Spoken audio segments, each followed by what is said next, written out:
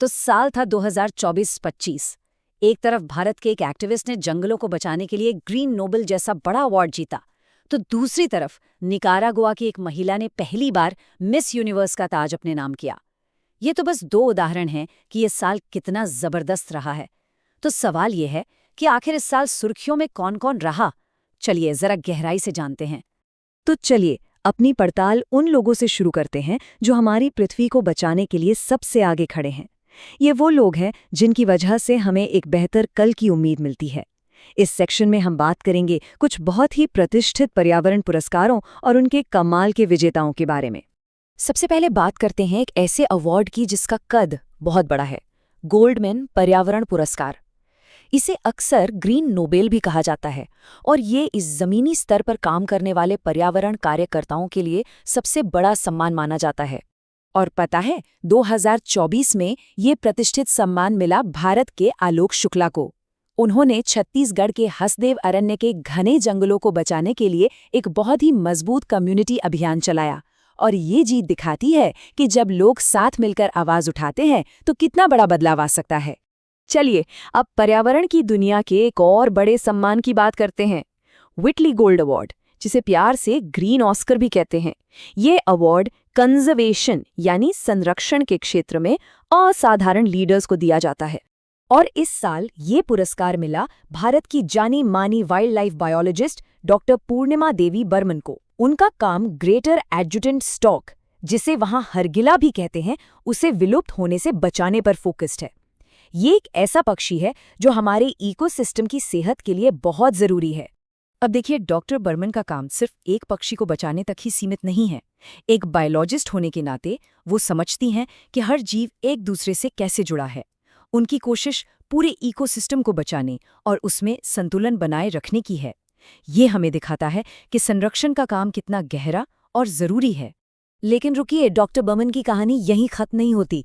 उन्हें 2025 का ICG WCPA centre Miller award भी मिला और इसके साथ ही वो ये सम्मान पाने वाली पहली भारतीय महिला बन गईं। ये वाकई एक ऐतिहासिक पल है, न सिर्फ उनके लिए बल्कि भारत में कंजर्वेशन के लिए काम करने वाली सभी महिलाओं के लिए। और सम्मान का ये सिलसिला यही नहीं थमा। दुनिया की सबसे बड़ी पर्यावरण संस्था यानी यूनाइटेड नेशंस एनवायरनमेंट प्रोग्राम या UNEP, उसने भी भारत के एक दिग्गज के दशकों के काम को सराहा है। ये लाइफ टाइम अचीवमेंट अवार्ड दिया गया जाने माने पर्यावरणविद माधव गाडगिल को। पश्चिमी घाटों पर उनके शानदार काम ने न केवल भारत की पर्यावरण नीतियों को एक दिशा दी है, बल्कि ये भी दिखाया है कि कैसे साइंस और एक्टिविज्म मिलकर हमारे प्राकृतिक खजानों को बचा सकते हैं। अच्छा, तो ये तो बात हुई हमारे प्लैनेट के गार्डियंस की। अब जरा दुनिया के दूसरे स्टेज पर चलते हैं, उस मंच पर जहां खूबसूरती, टैलेंट और ग्लोबल रिप्रेजेंटेशन का जश्न मनाया जाता है। आइए देखते हैं इस साल वहां कौन चैंपियन बना। तो देखिए, दो सबसे बड़े इंटरनेशनल ब्यूटी पैजेंट्स।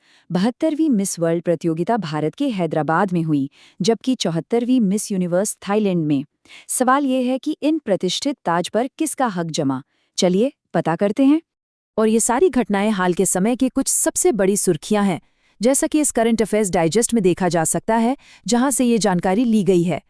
यह हमें याद दिलाता है कि ये सिर्फ नाम नहीं बल्कि महत्वपूर्ण वैश्विक घटनाएं हैं। तो 72वीं मिस वर्ल्ड का ताज सजा चेक रिपब्लिक की क्रिस्टीना पिसिस्कोवा के सिर पर। उनकी खूबसूरती और बुद्धिमानी ने उन्हें ये खिताब दिलाया और उनके देश का नाम रोशन किया। और अब 74वीं मिस यूनिवर्स ये खिताब जीता निकारागुआ के शेनेस पलासियोस ने। लेकिन उनकी जीत में ना एक बहुत ही खास बात थी, और वो खास बात इस एक शब्द में छिपी है, पहली। ये सुनने में तो एक आम सा शब्द लगता है, लेकिन इसका महत्व बहुत बड़ा है, बहुत गहरा है। जी हाँ, बिल्कुल। शेनेस पलासियोस ने मिस यूनिवर्स का खिताब जीतने वाली निकारागुआ की पहली महिला बनकर इतिहास रच दिया। ये उनके देश के लिए एक अविश्वसनीय और ऐतिहासिक पल था। तो हमने एक तरफ पर्यावरण के उन हीरोज को देखा जो हमारी धरती के लिए लड़ रहे हैं, और दूसरी तरफ ग्लोबल स्टेज की उन चैंपियंस को जिन्होंने इतिहास बनाया।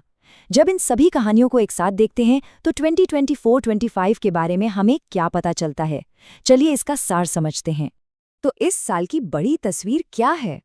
पहली बात, भारतीय पर्यावरणविदों के काम को दुनिया भर में पहचान मिली, जो दिखाता है कि कंजर्वेशन में भारत की भूमिका कितनी बढ़ रही है। दूसरी बात, हमने महिलाओं को ऐतिहासिक रिकॉर्ड तोड़ते हुए देखा, जैसे पहली बार कोई बड़ा अवार्ड जीतना। और आखिर में ग्लोबल स्टेज ने चेक रिपब्लिक और निकारागुआ जैसे नए देशों के विजेताओं का स्वागत करके डाइवर्सिटी का जश्न मनाया। देखिए, हर अवार्ड एक कहानी कहता है। ये बताता है कि एक समाज के तौर पर हम किन चीज़ों को अहमियत देते हैं, और ये हमें सोचने पर मजबूर करता है। जैसे जैसे हम आगे बढ़ रहे हैं, हम किन कामयाबियों को पहचानेंगे और उनका जश्न मनाएंगे। आने वाले सालों में कौन सी कहानियां सुर्खियां बटोरेंगी? सोचने के लिए एक दिलचस्प सवाल है ना?